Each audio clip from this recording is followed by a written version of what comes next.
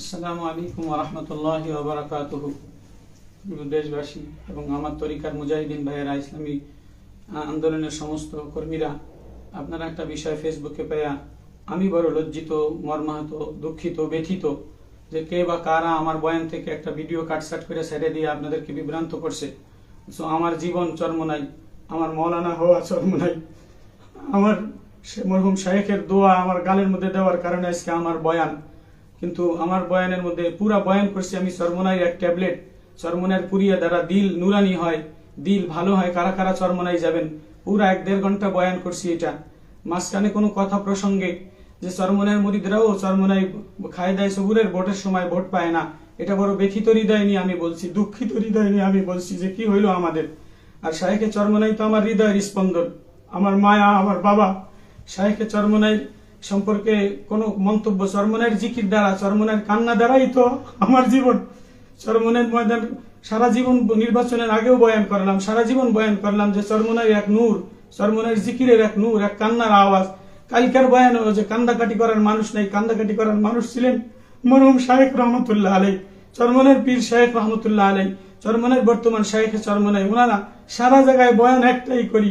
আর এখন আমার বিরুদ্ধে কোন ষড়যন্ত্রকারীরা কাটসাট বয়ান দিয়া জাতিকে বিভ্রান্ত করে, চরমনাইয়ের আমার প্রাণের হৃদয়ে ভাইদেরকে বিভ্রান্ত করে। এই জন্য আমি ব্যথিত হৃদয়ে। শায়েখে চরমনাইয়ের যদি কিছু বলে থাকি জিব্বা হয়ে যাক, আমার আল্লাহ মাফ করুক।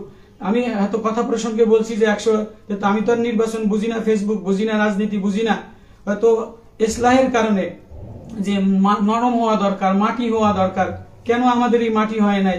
এই মাটি আর নরম না হওয়ার কারণে হয়তো একটু ইসলাহের কারণে আমি বলে ফেলাইছি যে 144 সিট। এটা বলার কি দরকার ছিল মিডিয়াতে? এটা আমি ব্যথিত, আমি দুঃখিত।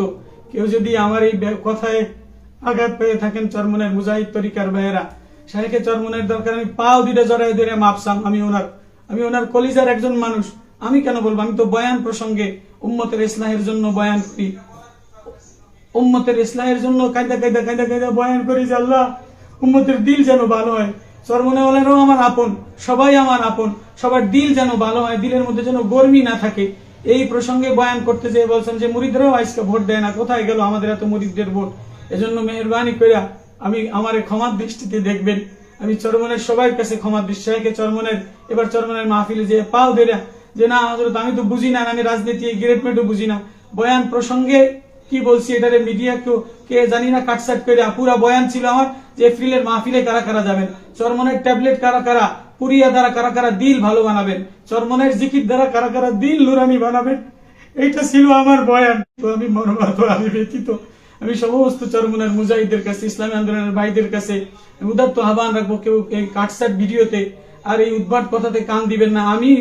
আমার জীবন, আমার হৃদয়, আমার স্পন্দন শায়েখে চরমনাই, আমার মেহনতের উৎপত্তি শায়েখে চরমনাই।